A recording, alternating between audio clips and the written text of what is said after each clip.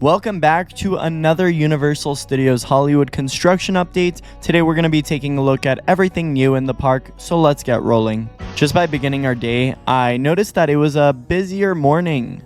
Mario Kart was posted at 135 minutes, which is a little out of the ordinary, but not by much. Around this time, it would probably be around 90 minutes. I would say the average wait time today on this busier Monday was about 70 minutes. To start our day, I entered feature presentation to see if they had any new Nintendo merchandise. And they actually did. They had this really cool Mario statue in front of the Super Nintendo World sign, and I loved it. I had to get it. It's a weird price, but they priced it at $33. But remember, we still don't have any form of pass member or team member discounts on this merchandise. And this actually applies to all Nintendo merchandise, including down at the drink cart. The only area of the park where you can get a discount on Nintendo stuff is at Toadstool Cafe. You can get your pass member or team member discount on the food or drinks. And honestly, this is fine with me because I don't really buy Nintendo merchandise unless something is really cool, like that Mario statue from earlier. So let's move on with the update. While taking a look at the wait times, I thought it was really funny that they had this sign that said Waterworld #1 rated show.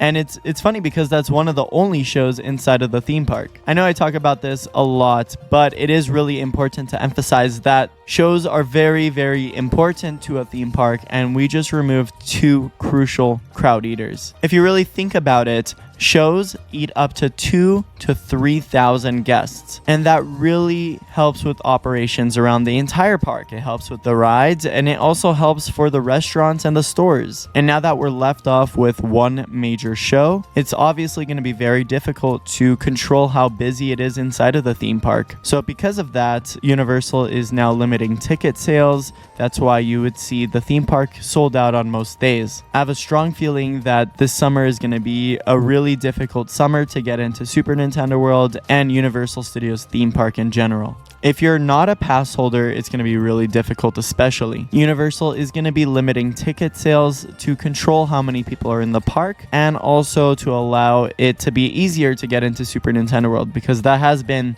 the main complaint. If Universal goes back to their old habits of selling 36,000 to 40,000 tickets, it's going to be extremely busy inside of the theme park. As of right now, I would say attendance is about 26,000 to 28,000 people, which also kind of sucks because on busier days when they cap the capacity to 26,000 to 28,000 people, most of those people leave around 5 to 6 o'clock, maybe even 7 o'clock.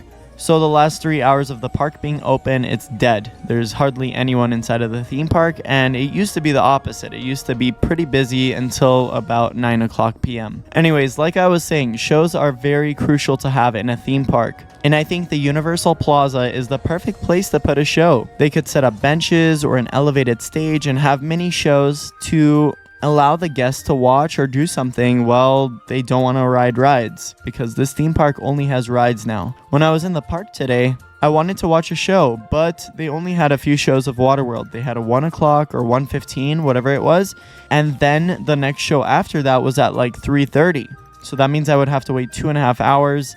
And at that point, since I go to the theme parks alone, there isn't really much for me to do. I could go stand in line, but that's pretty boring, especially when you're alone. I was also considering on eating something in the park, maybe even going to Jurassic World and grabbing something off their new menu. By the way, they have a great new menu. The only thing that returned from the older menu is the Isla Burger, but they made the Isla Burger so much better. It looks delicious. They also swapped out their older fries with new potato wedges, and I prefer this over the older fries. I didn't like those. But yeah, the entire menu is new.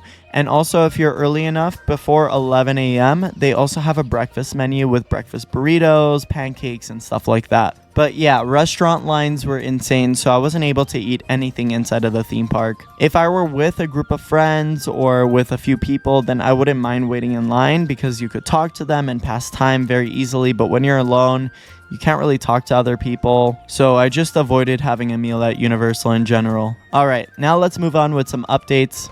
Production Central, as you know, is officially closed, and they actually finally started putting some walls up around Production Central as well as the studio directory. I'm actually very surprised about the studio directory having walls around it before they built the new one adjacent from the old one. So we're still waiting on a new studio directory in this little hub. But in the time being, they have guest ambassadors standing outside with iPads that also have the wait time. I also suggest downloading the Universal Hollywood app. It's a lot better. I thought we'd take a look onto this animal actor sign over here because this might be the last time we see it based on the current status of construction. Behind animal actors, they have bulldozers, they have a ton of construction vehicles and construction teams working on taking down the set, and the canopy is also coming down at the same time. It is definitely a sad sight to see. There's many years of memories that are just in this little amphitheater. We actually finally started seeing some work on the deconstruction process of special effects. They are starting to strip away that false front in front of the Castle Theater. And you know what? I'm actually very disappointed now knowing that the Castle Theater didn't consist of real bricks. It was just a false front the whole time. Looking closer, you could see that they have plywood walls behind it and obviously some structural steel. But I imagined something completely different. I thought they were real bricks. They also removed the scaffolding towards the side of the Castle Theater, and that means they might just be done with whatever they have to do on the upper end of the building.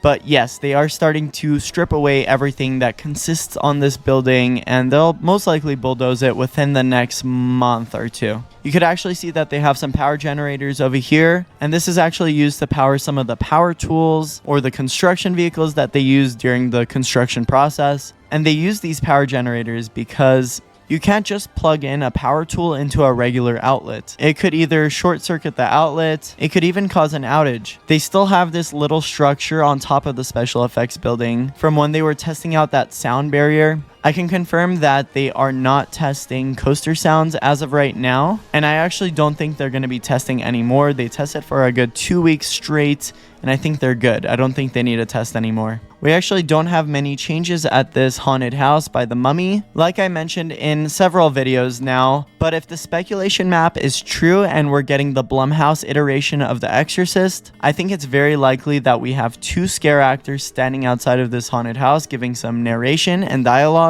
for the guests that are about to enter the haunted house. They've actually done this many times, just not the way they're going to do it with this maze. I think what they're going to do with this maze is as soon as you enter that last bit of queue, the queue kind of narrows down into the first scene of the maze. And they've somewhat done this before with Texas Chainsaw Massacre in 2021, but not completely bringing you into the first scene of the maze. They actually had a facade. I'm saying this will bring you into the legitimate first scene of the maze without a facade. So I think the theming will begin at the very end of the queue, where you see this little triangle shape along the side of the Mummy building. So you'll begin by entering through the hallway leading up to the first room. But also keep in mind this very first scene of the haunted house won't be enclosed. So it's almost like you're entering an open box theater. But that's just my theory onto what this facade could be. I could be right, but I could also be wrong. Now also looking at the haunt towards the side of the Transformers ride, it's very clear that this will be Holidays in Hell making a return. I don't think they're going to set up any form of theming until the haunted house is announced, so this facade will look like this for a while. But they can basically get that facade painted and whatever that needs to be done overnight, so it's not really that big of an issue. Now, as I started heading down to the lower lot, I started to realize how busy the park actually was. There were people everywhere. It was a mess downstairs. There were so many people crowding Juliet the Triceratops, I couldn't even see her, and she's a giant dinosaur.